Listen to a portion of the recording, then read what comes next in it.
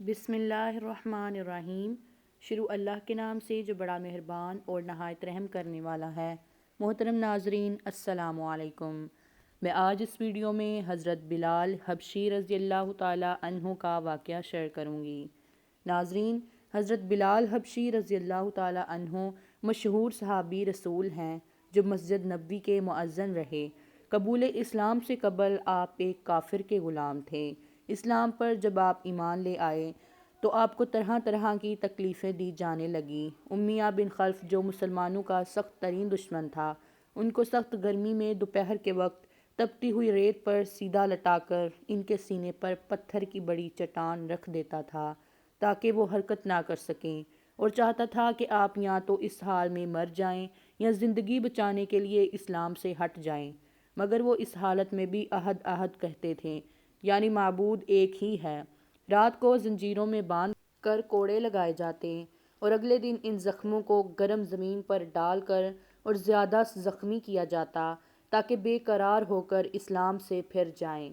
حضرت ابوبکر صدیق رضی اللہ تعالیٰ عنہ نے جب آپ کو اس حالت میں دیکھا تو ان کو خرید کر آزاد کر دیا۔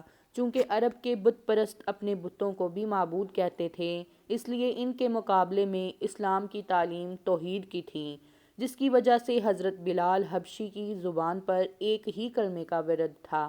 اس کا یہ صلہ ملا کہ پھر حضور اکرم صلی اللہ علیہ وسلم کے دربار میں مؤذن بنے اور سفر و حضر میں ہمیشہ اذان کی خدمت ان کی سپرد ہوئی۔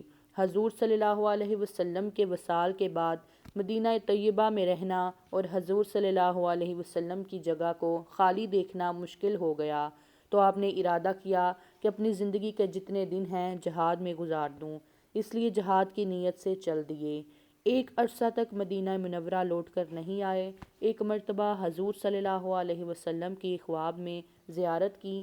آپ نے فرمایا کہ بلال، یہ کیا ظلم ہے، ہمارے پاس کبھی نہیں آتے، تو آنکھ کھلنے پر مدینہ منورہ حاضر ہو گئے۔ حضرت حسن رضی اللہ تعالیٰ عنہ اور حسین رضی اللہ تعالیٰ عنہ نے اذان کی فرمائش کی۔ ناظرین، لاڈلوں کی فرمائش ایسی نہیں تھی کہ انکار کی گنجائش ہوتی۔ جب آپ نے اذان کہنا شروع کی تو مدینے میں حضور صلی اللہ علیہ وسلم کے زمانے کی اذان کانوں سن کر کہرام مچ گیا۔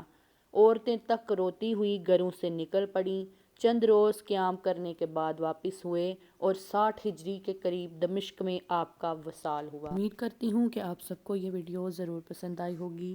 ویڈیو پسند آئی ہو تو ویڈیو کو لائک کریں اور چینل کو سبسکرائب کریں تاکہ ایسی مزید ویڈیوز آپ تک پہنچ سکیں۔ اللہ حافظ۔